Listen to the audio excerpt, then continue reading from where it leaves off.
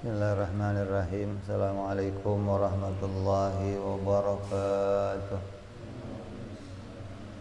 Al-Fatiha ila ruhi Sayyidina Habibina Syafi'ina Rasulillah Sayyidina Muhammad bin Abdullah sallallahu alaihi wa ala alihi wa ashabihi wa azwajihi wa dhurriyyatihi anna Allah ya'ali darajatihim bil jannah wa yanfa'una bi asrarihim wa anwarihim wa ulumihim wa nafahatihim wa barakatihim fid dini wa dunya wal akhirah wa ja'aluna min hisbihim wa yarzuquna mahabbatahum wa yatawaffana ala millatihim wa yahshurna fi zumratihim bil afiyatin wa salamatin thumma al-fatiha husanillah Sayyid Abu Abdullah Muhammad bin Yusuf Hasan Yusuf Mafi Ibrahim Al-Bajri Yusuf Hasan Al-Walid Habib Abdullah bin Ma'asul Al-Aqqas نفعنا الله به وبعلومهم في الدارين لهم الفاتحة أعوذ بالله من الشيطان الرجيم بسم الله الرحمن الرحيم الحمد لله رب العالمين الرحمن الرحيم مالك يوم الدين إياك نعبد وإياك نستعين اهدنا الصراط المستقيم صراط الذين أنعمت عليهم غير المغضوب عليهم ولا الضالين آمين بسم الله الرحمن الرحيم نويت تعلما وتعليما وتذكرا وتذكيرا والنفعا والانتفاعا والإفادة والاستفادة والحث على التمسك بكتاب الله وسنة رسول الله صلى الله عليه وسلم والدعاء إلى الهدى والدلالة على الخير ابتغاء مرضاته وقربه وثوابه وحسن الخاتمة مع اللطف والعافية وصلاح العاقبة.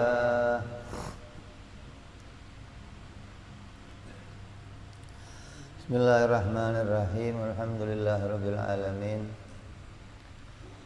Salatu wassalamu ala asyrafil anbiya'i wal mursalin Sayyidina wa habibina wa syafi'ina wa maulana Muhammadin wa ala alihi wa sahbihi ajma'in amma ba'du.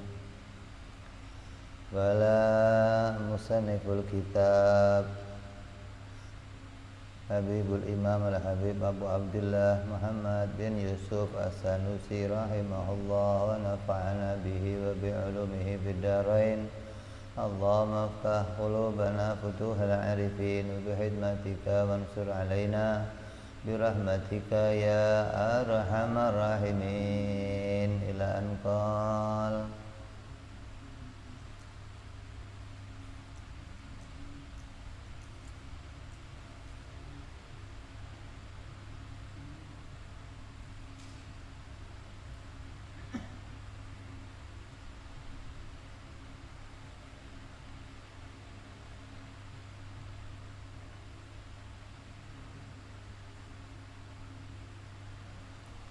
Yang lalu kita sudah membahas sifat wujud bagi Allah Subhanahu wa ta'ala.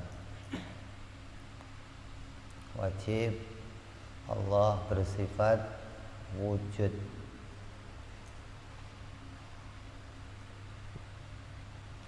Orang yang ngaji sifat-sifat Allah, kalau ditanya secara mudah apa bedanya adanya Allah dan adanya makhluk? Makhluk ada, Allah juga ada. Bedanya apa? Secara hukum kita bisa menjawab adanya Allah wajib, adanya makhluk jaiz. Itu gampang. Nah kalau yang nggak ngaji, ya nggak bisa menetapkan bedanya Allah dan makhluk secara hukum. Pokoknya Allah mah segala-galanya. Segala-galanya bagaimana maksudnya? Kalau kamu ngaji, kamu akan tahu, oh Allah itu wujudnya wajib. Wujud yang wajib yang bagaimana? Wujud yang tidak pernah dijumpai tiadanya. Kalau wujud yang jaiz, wujud yang pernah dijumpai tiadanya dan boleh dijumpai adanya. Kalau wujud yang wajib, wujud yang tidak pernah dijumpai tiadanya, hanya dijumpai adanya.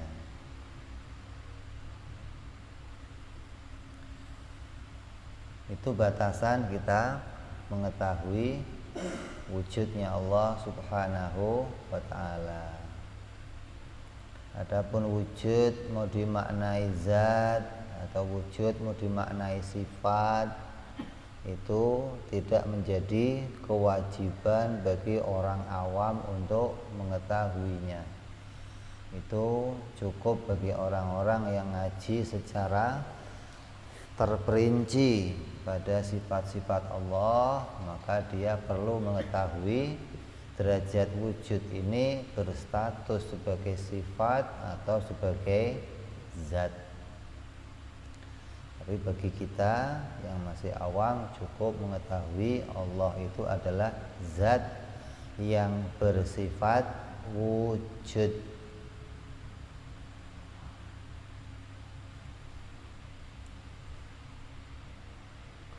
Kalau ditanya zat itu apa? Zat itu pokoknya perkara atau ainnya perkara. Sifat itu apa? Sifat itu cabangnya atau sesuatu yang melaziminya, sesuatu yang berdiri pada perkara yang lain atau si zat itu sendiri. Contohnya sifat kayak apa? Contohnya sifat sifat itu dimengerti sesuatu yang tidak pernah berdiri sendiri, namanya sifat. Contohnya apa? Contohnya kayak apa? Kolong. Kamu tahu kolong? Hah? Kolong. Ini meja ada kolongnya enggak? Hah? Meja ada kolongnya. Pernah enggak kamu lihat kolong sendirian gitu? Enggak ada mejanya gitu. Kolong doang. Pernah? Hah? Ada? Ada kolong sendirian gitu, ada nggak? Itu namanya sifat, menunjukkan kolong itu nggak bisa berdiri. Lah meja namanya zat. Di meja itu ainnya yang digantungin sama sifat. Kalau kolong sifatnya. Jadi kolong itu selalu ngikutin meja. Tapi kalau meja nggak butuh sama kolong. Contohnya apa? Kalau meja bawahnya isinya laci semua, ada kolongnya nggak? Nggak ada. Tapi kalau mau ada kolong harus ada mejanya. Jadi meja itu zatnya digambarkan, kalau kolong itu adalah sifatnya. Jadi nggak ada sifat yang tidak berdiri pada zat. Kolong itu ya bisa apa saja, mau kolong kursi, kolong mobil, kolong meja, kolong apa saja. Selalu kolong itu berdiri pada sesuatu. Contoh lainnya apa sifat? Putih. Putih ya sifat. Mau putihnya peci, putihnya baju, putihnya buku, namanya sifat. Kalau pecinya zat, kalau putihnya sifat. Artinya sesuatu yang nggak pernah berdiri sendiri. Lah buktinya apa? Kalau putih itu sifat, peci itu adalah zat, Peci itu nggak harus warnanya putih, bisa aja peci itu hitam. Artinya peci nggak butuh sama putih gitu loh. Tapi putih butuh sama sesuatu, karena putih nggak bisa muncul tanpa adanya zat gitu. Jadi yang mau kita bahas apa? Yang mau kita bahas adalah sifat-sifat Allah. Kenapa? Dengan kamu mengetahui sifat-sifat Allah, kamu akan bisa mengenali Allah Subhanahu wa ta'ala. Karena yang namanya sifat itu adalah alamat untuk mengenali zat. Kamu bisa mengenali sesuatu karena adanya sifatnya. Ada orang itu apa? Zat. Sifatnya mana? Ya gantengnya, putihnya, tingginya, itu namanya sifat. Kamu mau kenal ini orang ini namanya si Abdullah, orang ini namanya Ahmad, orang ini namanya Sugeng. Untuk bedain dari mana? Sifatnya. Jadi kalau kamu kenal sifatnya, maka akan kenal orangnya. Kalau nggak kenal sifatnya, ya nggak kenal orangnya. Lah, untuk kenal Allah itu nggak cukup kenal namanya, perlu kenal sifat-sifatnya. Makanya tiap orang Islam wajib mengetahui sifat-sifat Allah. Hukum mengetahuinya itu wajib. Artinya kalau sampai nggak tahu, seminim-minimnya hukumnya dosa. Kalau sampai nggak kenal sifat-sifat Allah, nanti kamu nggak bisa bedain mana yang jadi sifat Allah dan mana yang bukan sifatnya Allah. Makanya seringkali ada orang salah mensifati Allah, seperti ngomong Allah ada di atas, Allah ada di mana-mana. Ini salah mensifati Allah karena nggak kenal mana yang seharusnya jadi sifat Allah, mana yang seharusnya jadi sifat makhluk, gitu loh. Hanya dengan ngaji tauhid kamu akan tahu, oh ini loh sifat yang wajib bagi Allah, ini loh sifat yang mustahil bagi Allah. Kamu akan tahu tuh. Jadi kalau kamu nggak ngaji tauhid, kamu nggak akan tahu mana sifat yang wajib bagi Allah, mana yang mustahil bagi Allah. Di sifat yang wajib pertama kita ketahui adalah Allah itu zatnya bersifat wajibul wujud. Zatnya Allah itu wajib adanya. Kalau zatnya kita jaiz adanya. Buktinya apa? Dulu kita nggak ada, sekarang ada, nanti ya boleh aja kembali tiada. Jadi wujudnya kita itu, zatnya kita boleh bersifat wujud, boleh juga bersifat adam. Adam itu artinya tiada. Adam itu bil ain, artinya tiada. Kalau Adam bil alif itu Nabi Adam. Beda nih. Kalau Adam bil ain itu artinya tiada. Jadi yang pertama sudah kita kaji kemarin adalah Allah zatnya bersifat wajibul wujud. Yang kedua, zatnya Allah itu wajibul qidam. Apa qidam itu? Huwa, yang namanya qidam, fi haqqihi ta'ala, bagi Allah qidam apabila menjadi sifatnya Allah, menjadi sifat zatnya Allah, itu artinya adalah adamu awaliyatil wujud, yaitu sifat yang menunjukkan bahwa tidak ada permulaan pada wujudnya, bahwa zatnya Allah itu tidak ada permulaannya. Jadi qidam apabila menjadi sifatnya Allah mau menunjukkan bahwa zatnya Allah itu bersifat qidam, berarti zatnya Allah itu tidak ada permulaannya.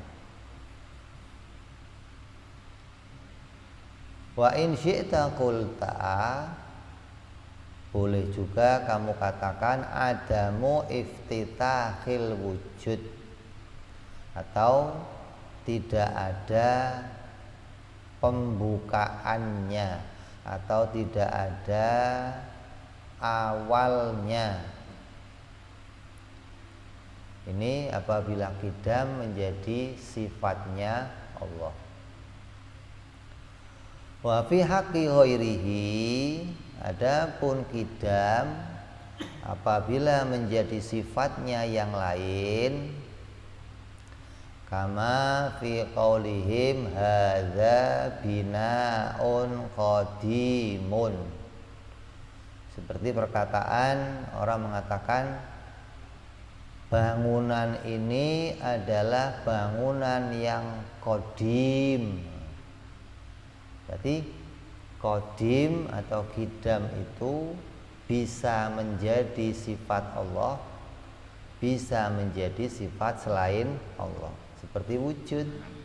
Wujud itu bisa jadi sifat Allah, bisa jadi sifat selain Allah. Tinggal nanti dibedakan hukumnya, gitu. Dibedakan maknanya. Karena keterbatasan bahasa kita. Karena bahasa kita terbatas, maka namanya bisa sama, tapi maknanya harus berbeda, gitu loh. Kalau nggak bisa membedakan maknanya gimana? Ya nanti jadinya bisa sama antara yang menjadi sifat Allah dan yang jadi sifatnya makhluk. Qadim yang menjadi sifatnya makhluk itu artinya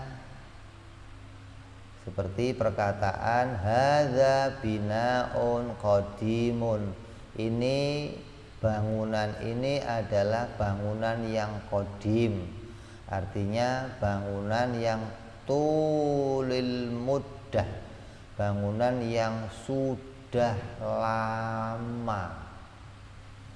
Ini bangunan yang dari dulu, gitu. Disebut namanya bangunan qadim atau bangunan kuno. Rumah ini rumah kuno, artinya rumah yang sudah lama umurnya, sudah panjang usianya, gitu loh. Lah, qadim yang maknanya begitu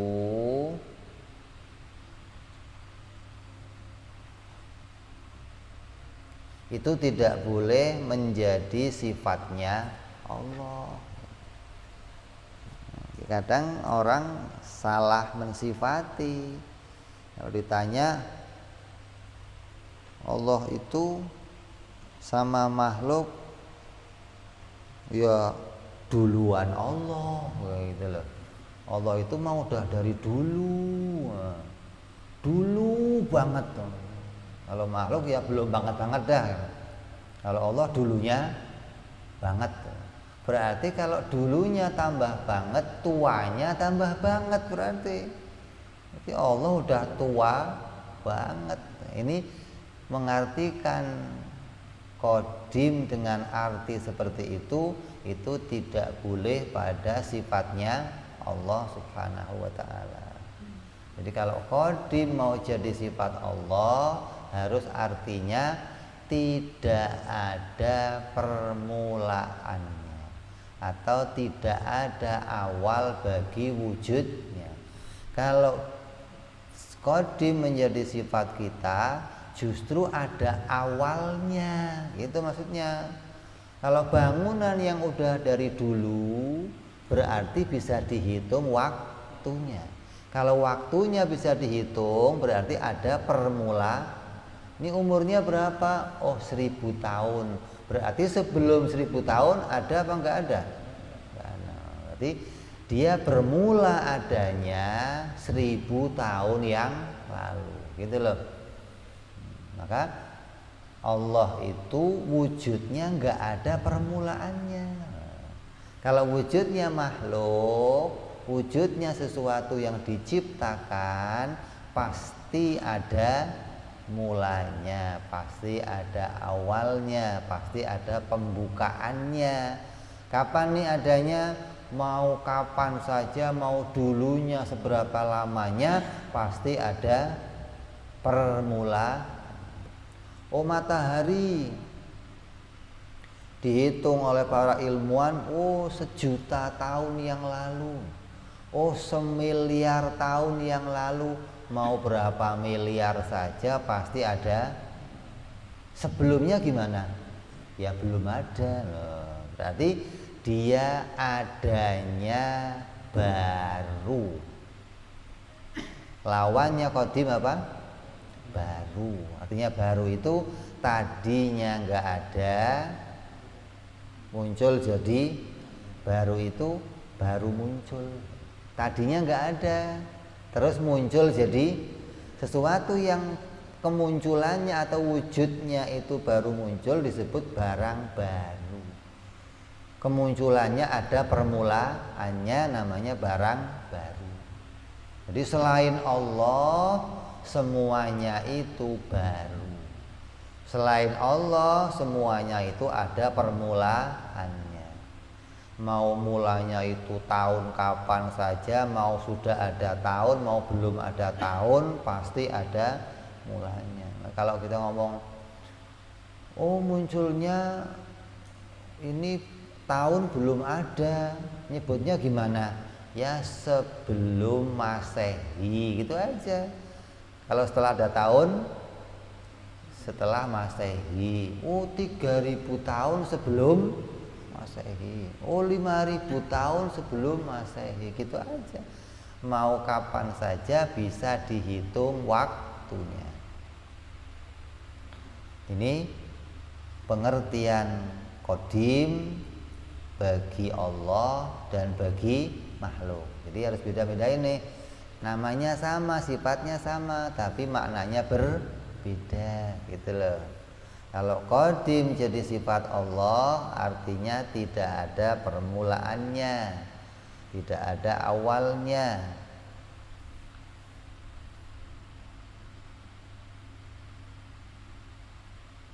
Wa dhabitu binisbatin, maka yang menjadi dhobit atau batasannya ketika dinisbatkan, ketika disandarkan, fa idza qala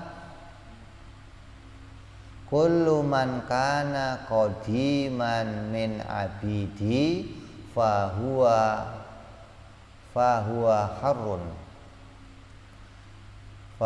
harun atikun man lahu abidihi sana man lahu indahu sanatun. Ada seorang mengatakan begini,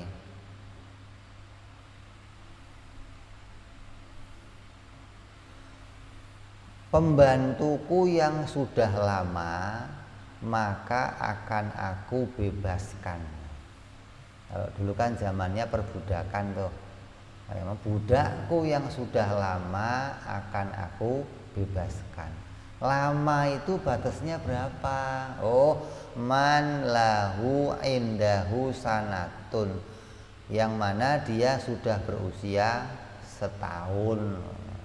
Oh, kalau dia sudah usianya setahun, sudah ikut saya setahun, maka dia akan aku bebaskan. Jadi perkataan pembantuku atau hambaku atau budakku yang sudah lama, lama itu kan ada batasannya. Berapa lamanya? Oh, yang sudah ikut saya setahun, saya bebaskan. Lah, lama ini maknanya sesuatu yang punya jangka waktu. Berarti keberadaannya terbatas oleh waktu. Sebelum setahun gimana? Belum jadi hambaku. Berarti dia jadi hamba ada permulaannya, ada awalnya. Nah, yang demikian ini jadi batasan bahwa tiap-tiap yang namanya lama itu mesti ada jangka waktunya. Lah Allah enggak begitu, Allah enggak ada jangka waktunya. Maka ketika nisbatnya pada Allah, qadim ini enggak boleh diartikan lama banget, pakai banget enggak bisa. Karena mau lamanya banget seberapapun, ketika disebutkan lama pasti ada permulaan, pasti ada awalnya.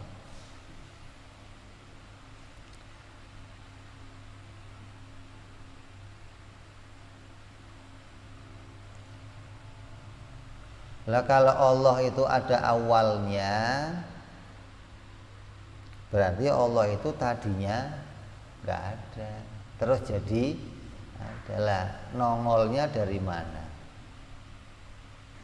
Nongol sendiri, apa ditongolkan sama yang lain? Ya dong. Oh kalau Tuhan mah muncul sendiri, Bib. Nah kalau makhluk diciptakan. Nggak ada sesuatu muncul sendiri, nggak ada.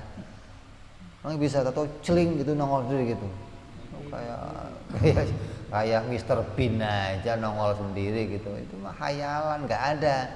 Orang yang punya pikiran nyata, pikirannya waras, nggak akan bisa mempercayai ada sesuatu yang muncul dengan sendirinya. Sesuatu yang nongol dengan sendirinya nggak ada. Sesuatu nggak mungkin bisa nongol sendiri.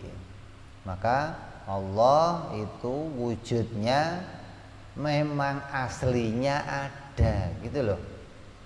Bukan tadinya nggak ada terus jadi ada, bukan.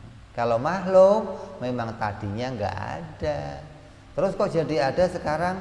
Ya dimunculkan oleh Allah, diciptakan oleh Allah menjadi ada. Itu bahasa yang mudah untuk bisa kita pahami. Andai kamu mengikuti pahamnya orang-orang filsafat, orang-orang ateis, orang-orang yang enggak mengimani tentang keberadaan Tuhan, akan mengatakan alam ini muncul dengan sendirinya. Alam ini enggak diciptakan oleh Tuhan. Lah kalau alam ini enggak diciptakan Tuhan, coba tanya bagaimana cara munculnya gitu. Bingung dia. Makanya orang filsafat sampai sekarang masih berdebat tentang cara munculnya.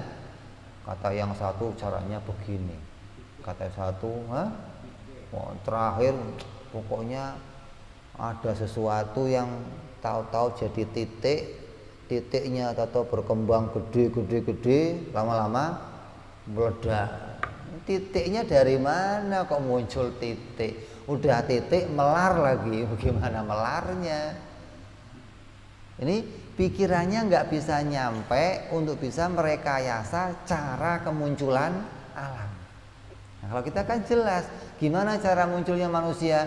Allah ciptakan dari tanah, selesai. Tanah diciptakan Allah, kun fayakun, jadi manusia. Nah mereka enggak, karena enggak percaya Tuhan, direkayasa. Tadinya mah nyamuk berkembang jadi monyet berkembang jadi, itu nyamuk dari mana? Tahu muncul nyamuk. Di Quran dijelaskan bagaimana Allah menunjukkan bahwa aku ciptakan manusia dari jenis laki-laki dan perempuan agar kamu bisa berpikir.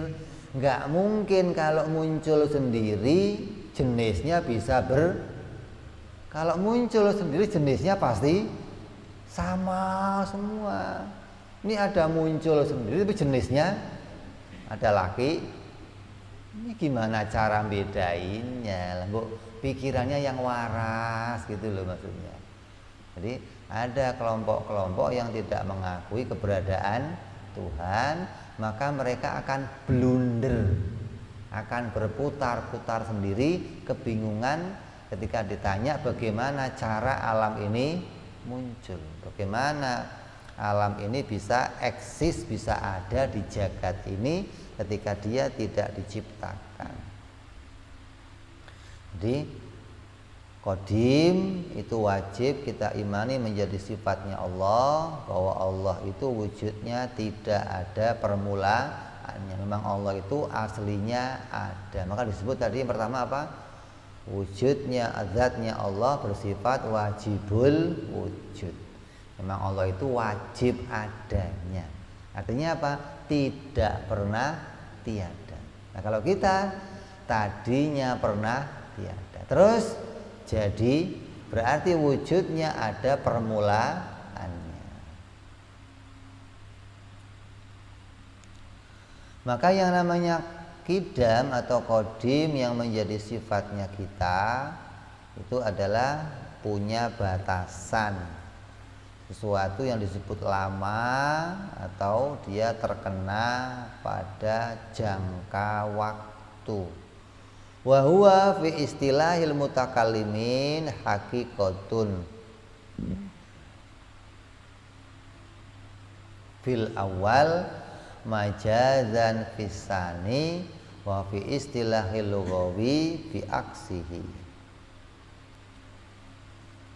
Maka pendapat ini yang membedakan, yang asli itu qadim itu jadi sifatnya Allah atau jadi sifatnya makhluk. Aslinya itu qadim itu aslinya sifat Allah atau sifatnya makhluk.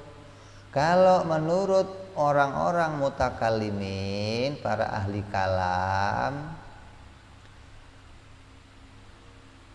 itu qadim itu ya menjadi sifatnya Allah secara hakikat. Hakikatnya qadim itu ya haknya Allah. Kalau pada haknya kita namanya majazan. Kita disebut qadim itu hanya majaz gitu loh. Aslinya qadim itu haknya Allah. Kayak wujud itu ya aslinya haknya Allah. Lah kok kita disebut wujud? Majazan. Aslinya apa kita ini? Diwujudkan. Yang asli wujud siapa? Ya hanya Allah. Selainnya Allah diwujudkan gitu. Lah qadim ya begitu. Qadim itu aslinya ya haknya Allah.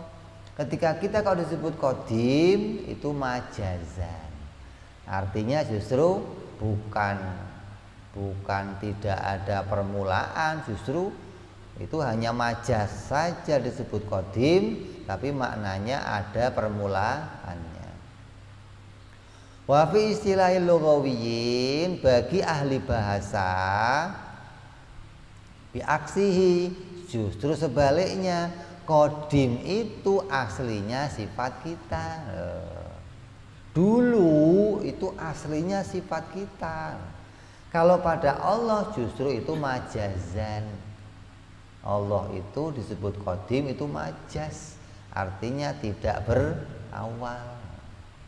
Ini hanya istilah penggunaan bahasa. Mau itu majaz, mau itu asli, yang penting kamu ngerti penempatannya. Kalau pada Allah itu artinya tidak berawal, kalau pada kita artinya berawal atau ada mulainya. Wasohi, adapun pendapat yang benar, annahu yajuzu itlaqul qadim alaihi ta'ala, bahwa boleh saja menisbatkan, menetapkan sifat qadim pada Allah Subhanahu wa ta'ala li thubuti dzalika bil ijma', atas pendapatnya para ulama. Jadi para ulama berpendapat sepakat bahwa boleh seseorang itu menisbatkan sifat qadim kepada Allah Subhanahu wa taala. Wa wuruduhu fi ba'dil riwayah. Dan justru ada hadis, ada wurudnya, ada hadis yang menceritakan di dalam ada beberapa riwayat yang menyatakan Allah menyatakan dirinya bersifat qadim.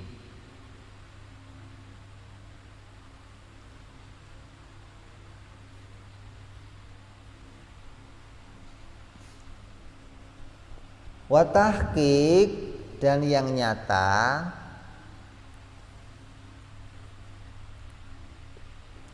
annal qadim wal azali bimakna wahid wa huwa ma la awwala lahu wujudiyan kana au adamiyan. Ada bahasa lain selain bahasa qadim, namanya azali. Ini dalam istilah orang-orang bahasa atau orang-orang mutakalimin juga mengenal namanya bahasa azali. Azali dan qadim secara hakikat itu dua kata satu makna. Ada dua sebutan, mau disebut qadim boleh, mau disebut azali boleh, tapi maknanya satu. Apa itu maknanya qadim atau azali?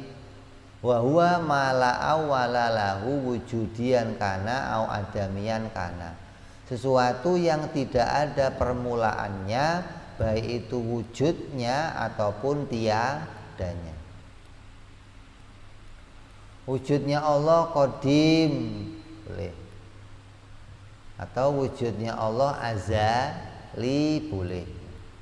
Karena ngomong qadim ya artinya enggak berawal, ngomong azali juga artinya tidak berawal. Wakila, ada yang mengatakan lagi qadim khasun bil wujudi. Ada yang mengatakan lagi qadim itu khusus hanya untuk perkara yang wujud. Wal azali a'ammu, adapun azali itu lebih umum, untuk perkara yang wujud boleh dan untuk perkara yang tiada juga boleh.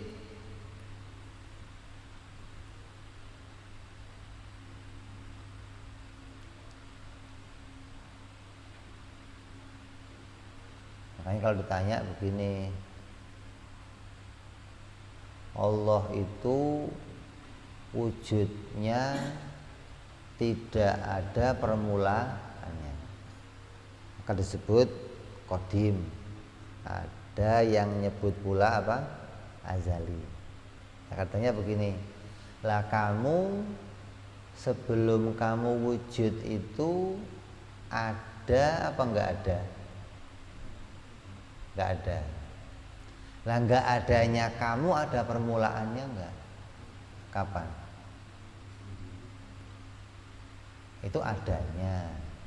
Kalau enggak adanya, mulai kapan kamu itu dulu tiada? Hah? Enggak ada? Berarti yang tidak ada mulainya ada dua tuh. Wujudnya Allah yang enggak ada mulainya, tiadanya kita juga enggak ada mulainya. Kan sebelum kita diwujudkan, kita disebut apa? Tiada. Lah, tiadanya mulai kapan? Enggak ada mulainya. Lah itu tiadanya kita yang enggak ada mulainya itu disebutnya qadim atau bukan, gitu loh. Lah, ada yang ngomong boleh disebut qadim, boleh disebut azali. Ini yang menyamakan antara qadim dan azali.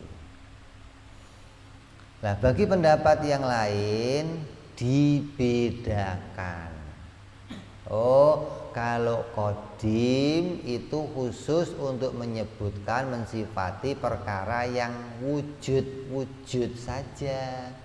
Jadi qadim itu hanya untuk wujudnya Allah, gitu loh. Nah, kalau yang perkara tiada disebutnya azali, gitu. Jadi azali itu lebih umum, mau nyebut yang wujud ya boleh, mau nyebut yang tiada juga boleh. Kalau qadim khusus untuk perkara yang wujud. Jadi kalau tiadanya kita boleh nggak disebut qadim? Nggak boleh.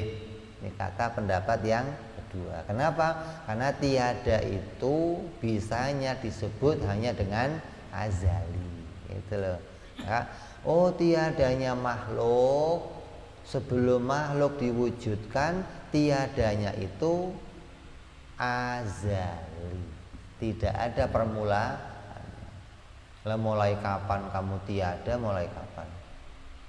Ya nggak ada mulainya. Nah, tiada yang nggak ada mulainya disebut namanya azali. Jadi segala perkara yang ketiadaannya itu tidak ada permulaannya, maka dia disebut azali. Ini contohnya ini, jadi biar kamu gampang ngerti. Oh, ada dua sebutan untuk sesuatu yang tidak ada permulaannya. Perkara yang wujud ya bisa ditemukan tidak ada permulaannya. Contohnya siapa? Wujudnya Allah. Sesuatu yang tiada juga bisa ditemukan tidak ada permulaannya, kayak ya tiadanya kita sebelum wujud. Kalau adanya kita ada permulaannya. Tapi kalau tiadanya kita tidak ada permulaannya. Terus wa alaihi yakunu bainahuma umuman wa khususon bil itlaq li'annahuma yajtami'ani fil wujud kadzati ta'ala wa qudratihi wa yanfarul azali fi adamin kal baqa wal mukhalafal hawadis. Menurut pendapat yang kedua, maka sifat-sifat Allah yang namanya azali dan qidam itu bisa disebut umuman wa khususon. Disebut sifat yang punya status untuk mensifati sesuatu yang umum atau sesuatu yang khusus. Kalau qadim apa itu? Khusus. Khusus perkara yang wujud-wujud saja, yang zat-zat saja, yang boleh disifati dengan sifat qadim atau yang wujud-wujud saja. Kalau azali umum, yang wujudi boleh, yang adami juga boleh. Nah, di antara sifat Allah yang 20 yang mau kita pelajari, itu ada sifat yang statusnya sifat itu disebut sifat adami namanya, bukan sifat wujudi. Ada sifat Allah yang statusnya wujudi, ada sifat Allah yang statusnya adami. Adami itu maknanya sifat yang derajatnya nggak bisa dilihat pakai mata, namanya sifat adami. Sifat Allah tapi status derajatnya nggak bisa dilihat pakai mata. Kita juga punya sifat itu, sifat yang derajatnya nggak bisa dilihat pakai mata. Ada sifat kita yang bisa dilihat pakai mata. Kayak contohnya apa? putih, ganteng, itu bisa dilihat pakai mata. Ada sifat kita yang nggak bisa dilihat pakai mata. Contohnya apa? Baru. Hah? Apa namanya? Gelas ini baru. Baru itu apa? Baru itu apa? Ya yang bagaimana baru itu? Sifat yang bagaimana yang disebut baru itu? Sesuatu yang tadinya nggak ada jadi ada, namanya baru. Lah, gelas ini baru tapi barunya nggak bisa dilihat, cuman bisa dipahami loh. Kalau gelas ini gelas yang baru gitu. Kalau putihnya bisa dilihat, bundernya, tingginya. Kalau barunya namanya sifat bangsa adami gitu loh. Sifat yang ada pada gelas tapi derajatnya nggak bisa dilihat, hanya bisa difahami, namanya subutiyah, bukan wujudiyah gitu loh. Jadi ada dua sifat tuh, sifat subutiyah sama sifat wujudiyah. Sifat subut itu sifat yang ditemukan pada gelas. Kalau sifat wujudiyah, sifat yang ada pada gelas. Baru ada lagi banyak sifat yang subutiyah pada gelas ini banyak. Apa contohnya? Di atas. Di atas itu cuma bisa dipahami doang, nggak bisa dilihat. Yang dilihat apanya? Ya gelasnya. Gelas ini ada di kanan saya, nggak bisa dilihat, hanya bisa dipahami. Gelas ini ada di timur. Timur bisa dilihat, namanya diapain? Dipahami. Jadi ada sifat yang kita tetapkan pada Allah, yang derajat sifat itu namanya sifat subutiyah, hanya ditetapkan tapi nggak bisa sampai derajat dilihat. Ada sifat Allah nanti yang derajat sifatnya sampai bisa dilihat. Contohnya sifat apa yang bisa dilihat? Sifat Allah yang bisa dilihat hanya ada 7: Qudrat, iradat, ilmu, hayat, sama, basor, kalam. Ini 7 sifat, namanya sifat wujudiyah, yang derajatnya kalau nanti kita berjumpa dengan Allah, mudah-mudahan semuanya berjumpa dengan Allah, maka kamu akan bisa melihat 7 sifat ini pada dirinya Allah. Allah itu berkuasa, Allah itu berilmu, Allah melihat, Allah mendengar, Allah berbicara. Kayak kamu lihat saya lah, kamu bisa melihat saya ini orang yang melihat, orang yang mendengar, orang yang berbicara. Kamu bisa lihat tuh. Nah, nanti kalau kamu dibuka hijabnya, lihat Allah, akan lihat sifat-sifat itu ada pada Allah Subhanahu wa ta'ala. Namanya sifat wujudiyah. Nah, sifat yang lain namanya sifat subutiyah. Hanya bisa ditemukan, dipahami, tapi nggak bisa dilihat. Contohnya apa? Qadim. Qadim itu hanya bisa dipahami kalau Allah itu wujudnya tidak berawal.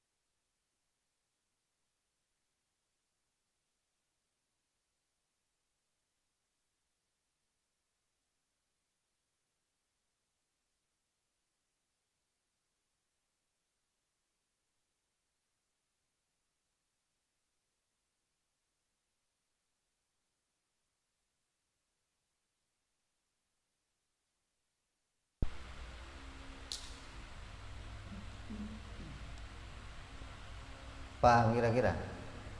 Nyambung? Nyambung apa bingung? Jadi lihatnya pada kita aja. Pada kita juga ada dua macam keadaan. Ada keadaan sifat pada kita yang bisa dilihat, ada keadaan sifat yang nggak bisa dilihat. Kalau nggak bisa dilihat itu perlu ditanyakan. Kayak gimana kamu sehat? Nanya nggak kamu? Kalau bisa lihat, ya nggak usah nanya. Gara-gara nggak bisa dilihat kamu nanya, gitu loh. Itu namanya sifat yang nggak bisa derajatnya dilihat, gitu loh. Ada sifat yang bisa derajatnya dilihat, hingga kamu nggak perlu nanya lagi sama seseorang putihnya, gantengnya, tingginya, laki-lakinya, perempuannya. Kamu nggak usah nanya, kamu laki perempuan, perlu nanya kamu? Ya nggak perlu nanya, karena kamu bisa tahu ini laki, ini perempuan. Ini ada sifat yang derajatnya bisa dilihat, ada yang derajatnya nggak bisa dilihat.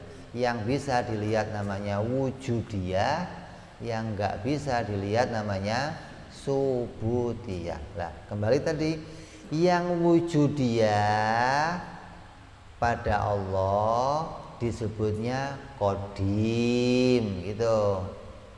Yang subutiyah bisa dua, disebut apa?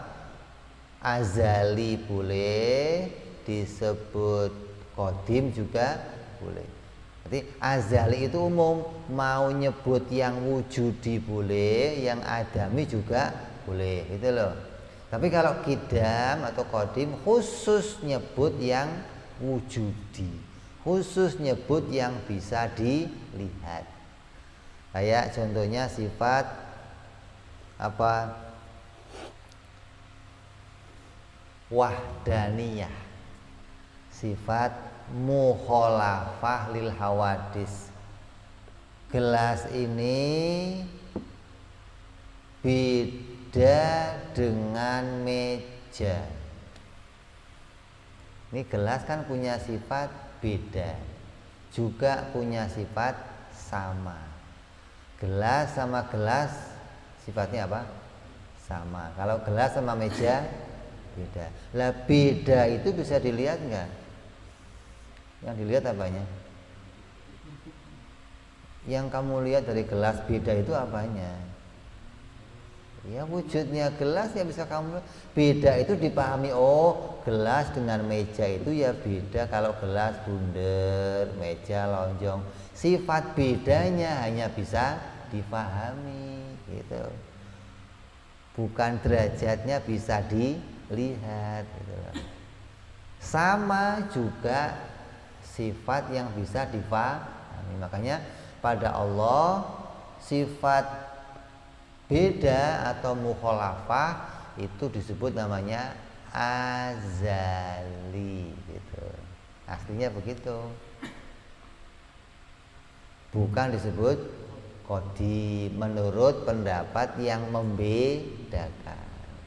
Kalau menurut pendapat yang nggak bedain, mukhalafah itu disebut qadim ya boleh, disebut azali juga boleh. Ini hanya perbedaan dalam penamaan. Jadi jangan kamu fokuskan, ini hanya beda dalam menamai, agar wawasan kamu ngerti. Oh, kalau ada yang nyebut azali boleh, oh nyebutnya qadim boleh. Yang penting kamu tahu derajatnya. Oh, sifat-sifat Allah itu ada dua macam derajat yang utama nanti. Ada derajatnya sifat yang bisa dilihat, ada derajat sifat yang nggak bisa dilihat. Ada derajat sifat yang cuman bisa dipahami, ada derajat sifat yang sampai bisa dilihat. Yang bisa dilihat berapa sifat? Hanya 7. Kudrat, irodat, ilmu, hayat, sama, basor, kalam.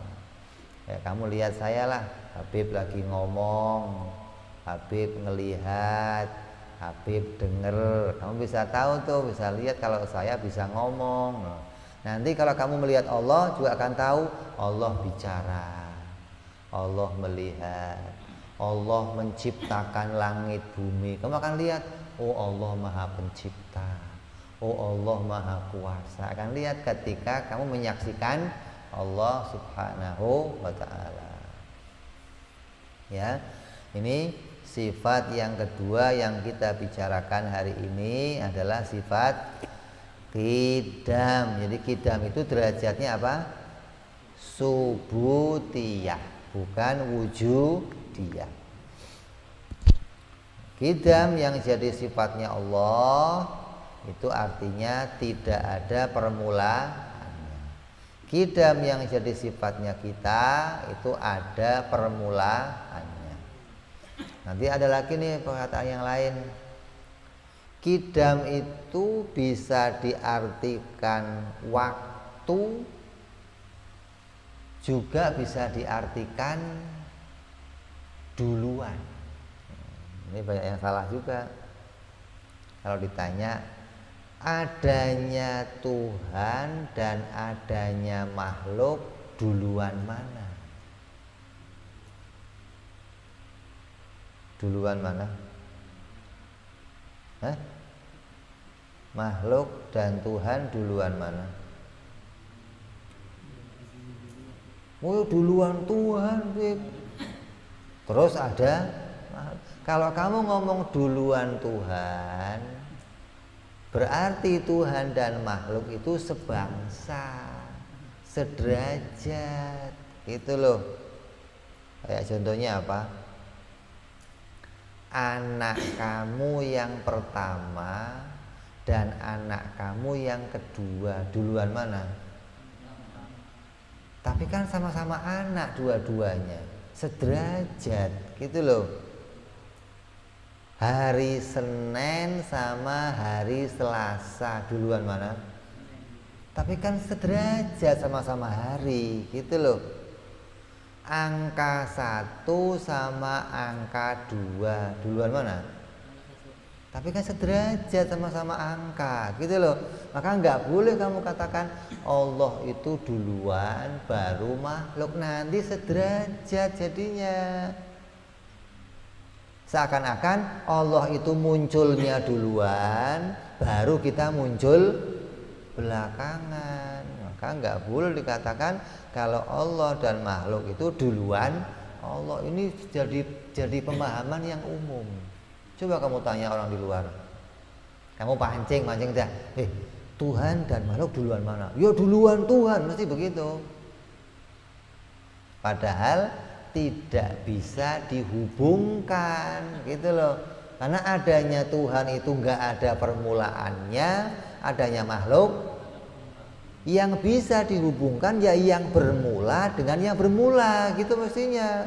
Baru bisa kamu ngomong duluan mana. Kalau nggak bermula dan yang bermula kamu hubungkan, ya nggak berhubungan harusnya. Kalau Nabi Adam dan Nabi Ibrahim duluan mana? Lah boleh begitu, karena sederajat, sama-sama ada permulaannya, gitu loh. Malaikat sama manusia duluan mana?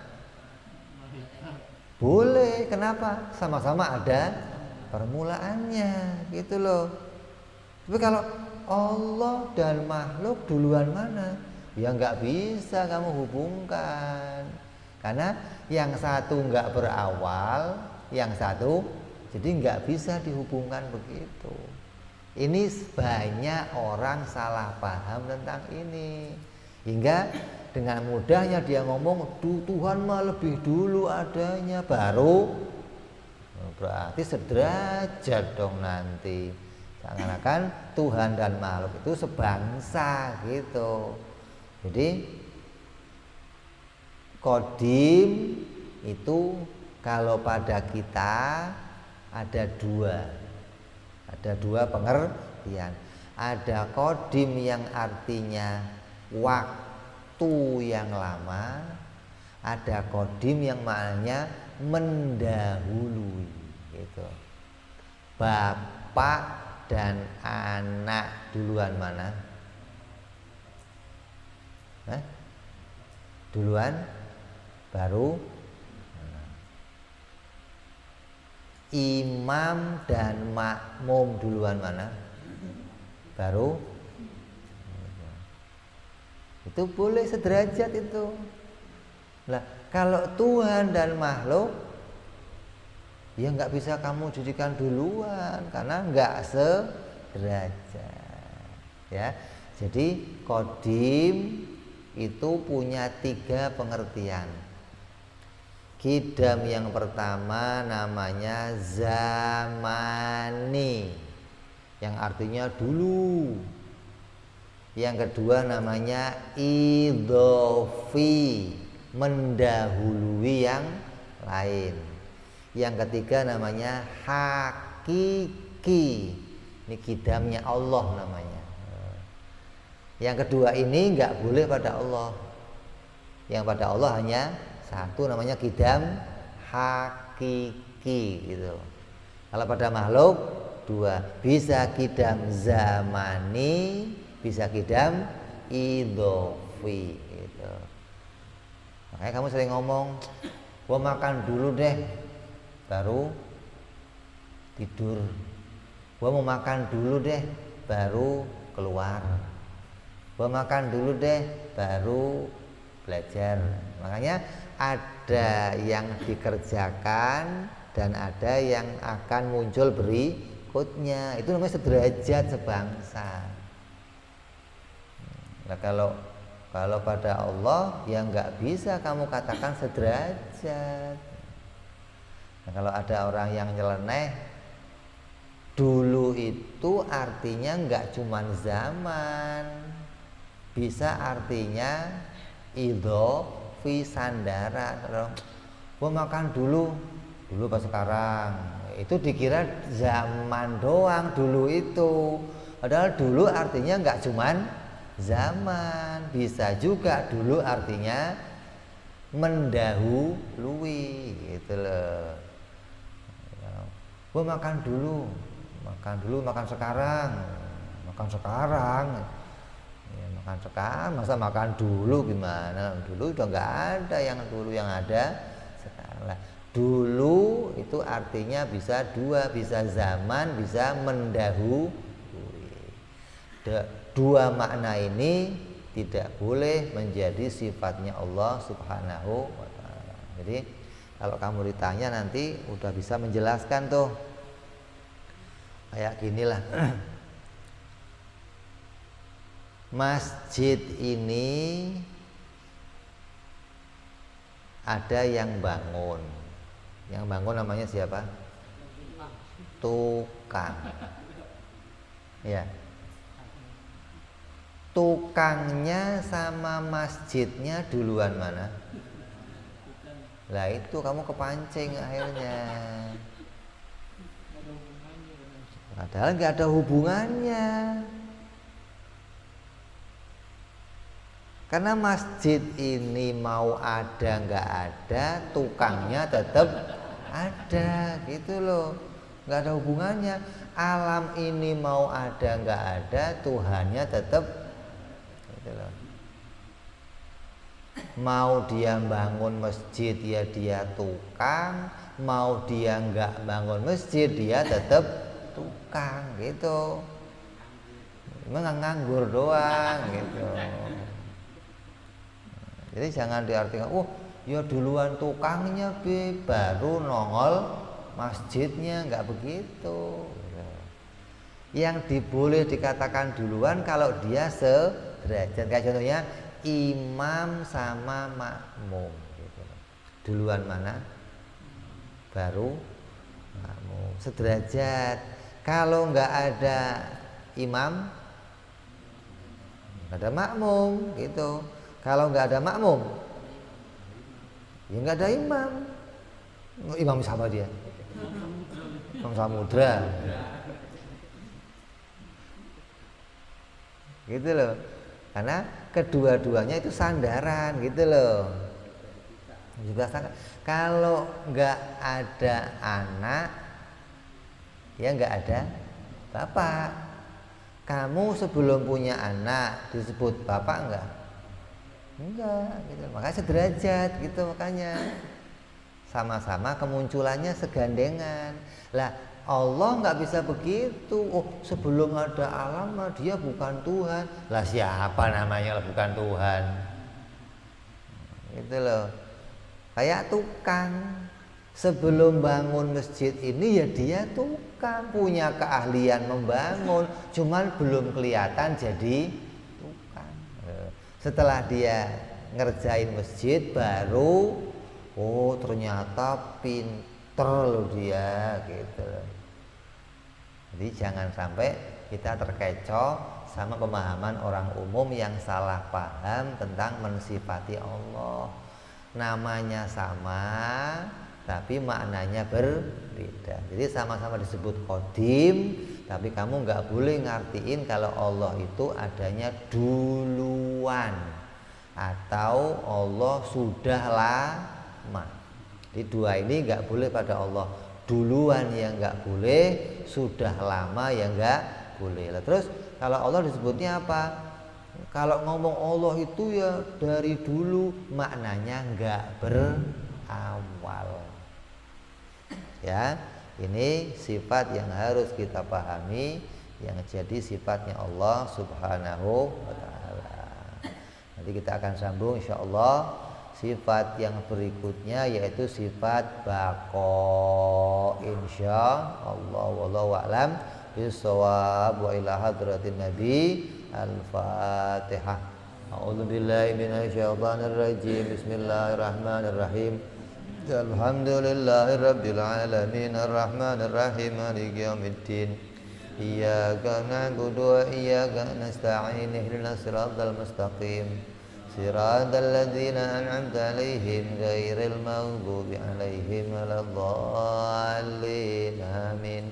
Ya Rabbana i'tarafna bi anna i'tarafna asrafna ala ladha ashrafna fatub alaina taghsil kulli haubah wastur lana aurati wa amin rawati waghfir li walidina rabbi wa mauludina wal ali wal ihwani wa sairil hilani wa kulli dhi mahabbah au jiratin au suhbah wal muslimina ajma'ina rabbi isma' fadlan wa judan mannan la biktisabi minna bil mustafa rasulina wa bi kulli suli salla wa sallam rabbi alaihi adal habbi wa alihi wa sahbihi dada tansi suhbi walhamdulil ilahi fil bad'i wa tanahi ana rabbika rabbil izzati amma yasifun salamun alal mursalin alhamdulillahi rabbil alamin. Assalamualaikum warahmatullahi wabarakatuh.